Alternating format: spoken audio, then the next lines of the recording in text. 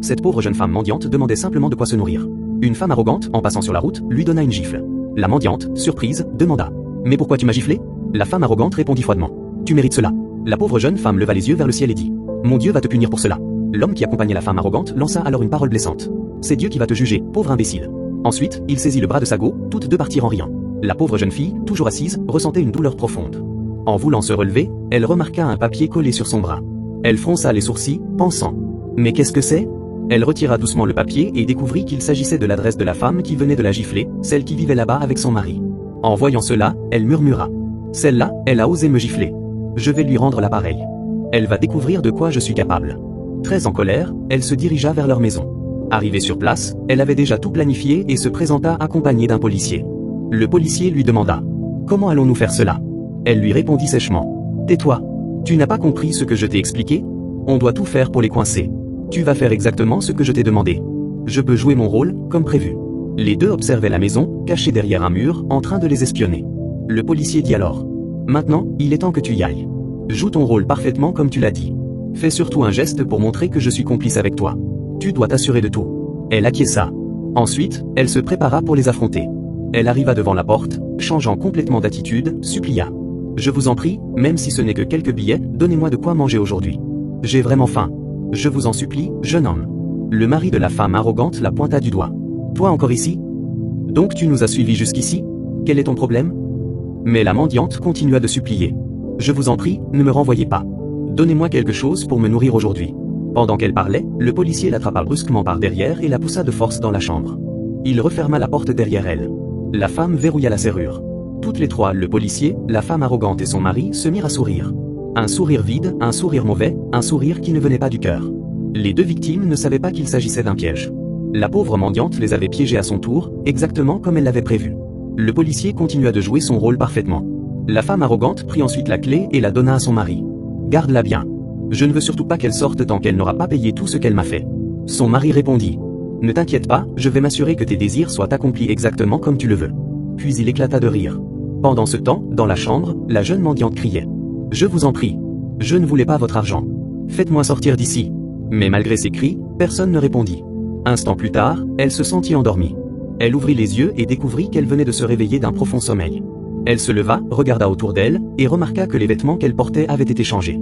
Elle jeta un coup d'œil pour vérifier si c'était bien les siens.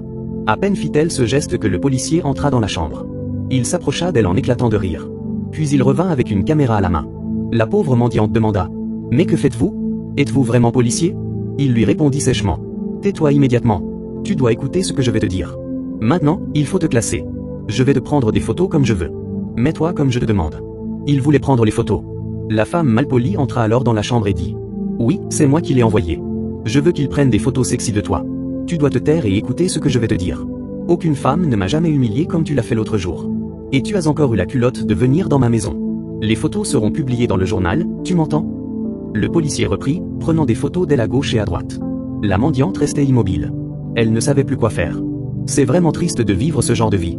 L'histoire nous montre qu'il ne faut jamais mal se comporter avec ses proches. C'est elle, la femme arrogante, qui avait mal agi l'autre jour.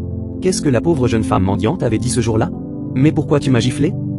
Et sa réponse avait été: « Imbécile, tu as bien mérité cela. Pourquoi tu me demandes de l'argent? Si quelqu'un a besoin d'aide, il faut lui accorder cette aide. Cela ne changera rien de grave dans ta vie, mais au contraire, tu recevras des récompenses de ton Dieu.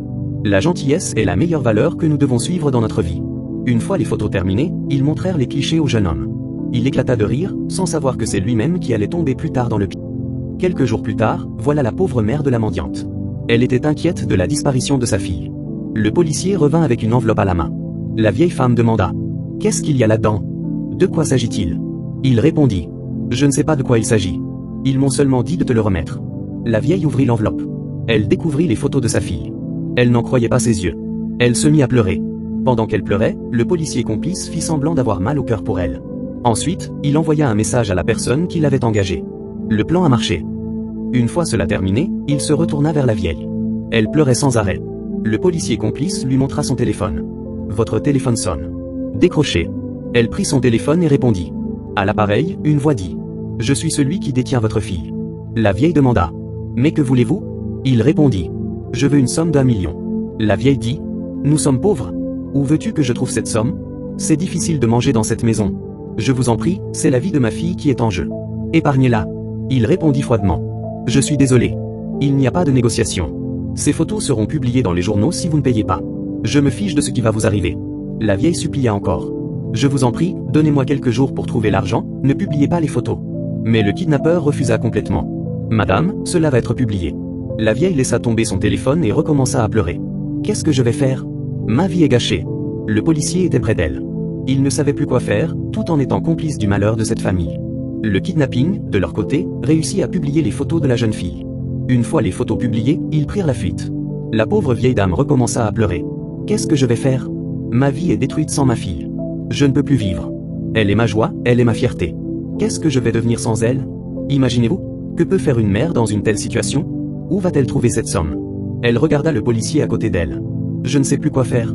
Le policier répondit. Maman, calmez, ça va aller. Quelques instants plus tard, elle revint avec un téléphone en main. Ta mère t'appelle. Elle décrocha. Ma fille, qu'est-ce que tu es en train de manigancer? Maman, dis-moi, est-ce que j'ai encore? Mais qu'est-ce qui se passe dans la ville avec tes photos publiées? Demanda la mère. Maman, arrête de me gronder de cette manière. Répondit la fille. Sa mère reprit, épuisée. J'en ai marre de toi dans cette maison. Quand est-ce que tu vas écouter les conseils que je te donne? Ma fille, je ne t'ai pas éduquée comme ça. Pourquoi, tout d'un coup, tu as changé? Pourquoi je suis la seule à me soucier de toi? Au moins, tu pourrais être bien pour moi. J'ai pleuré toute la journée pour toi. Maintenant tu rentres avec un téléphone en main, et quand je te demande ce qui se passe dans la ville avec tes photos, voilà ce que tu me dis. S'il t'arrive quelque chose de douloureux, ce ne sera pas ma faute. Mais enfin, pourquoi ne veux-tu pas que je sache ce qui se passe réellement? Le rôle que sa fillette jouait se déroulait parfaitement. Maman, j'en ai marre de toi dans cette maison. Tu n'arrêtes pas de me gronder. Je vais partir. Elle prit la clé de la voiture. En sortant, sa mère l'appela encore. Ma fille, même si je te parle, redescends un peu. Mais la jeune fille était déjà dehors. La pauvre vieille dame se rassit et recommença à pleurer à cause de sa fille. Pendant ce temps, la fille était dans la voiture avec son nouveau gars.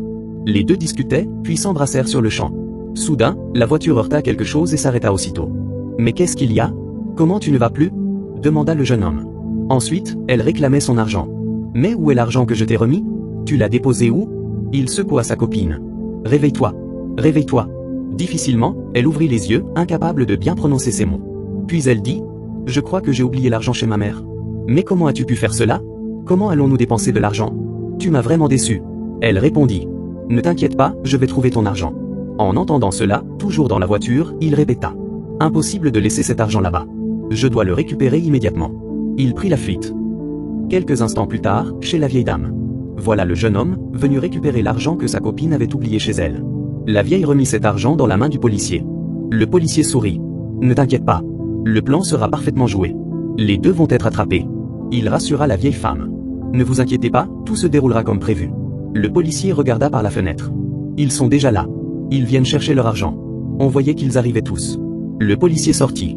La vieille dame était toujours inquiète de la situation. Une fois dehors, elle les suivit. Le policier, dehors, rigolait encore devant les gens. Il montra l'argent qu'il tenait dans sa main, celui qu'il avait pris chez la mère. À peine quelques secondes plus tard, deux policiers arrivèrent et les arrêtèrent. La pauvre jeune fille enleva son permis et les regarda, abasourdie. Vous voyez comment l'histoire s'est déroulée. Le jeune homme qui jouait le rôle du copain était en réalité le même kidnappeur. Il voulait escroquer l'argent de la mère. Si la mère ne donnait pas la somme qu'il demandait, il allait publier les photos. Vous voyez comment les gens peuvent être méchants. Ce sont ces deux-là qui voulaient rendre la monnaie à la pauvre mendiante. Mais, au contraire, c'est eux qui ont été piégés. Si c'est la première fois que tu regardes nos vidéos, je t'invite à t'abonner. Dis-nous ce que tu en penses dans les commentaires. Est-ce que la fillette avait raison ou pas? Dans la vie, il faut bien se comporter avec les gens autour de soi. Ce n'est pas un péché d'être gentil. La gentillesse apporte le bonheur. Là où il n'y a pas d'amour, cet endroit finit toujours par détruire. Si la jeune femme était revenue demander pardon, est-ce que l'histoire aurait tourné autrement? Est-ce que le nom du policier aurait été impliqué dedans? Non, mes chers spectateurs. Je vous en prie, que Dieu vous protège. Amen. À la prochaine pour une autre vidéo. Si tu as aimé ce contenu, clique sur la vidéo qui s'affiche à l'écran pour découvrir d'autres belles histoires captivantes. Que Dieu te protège. Amen.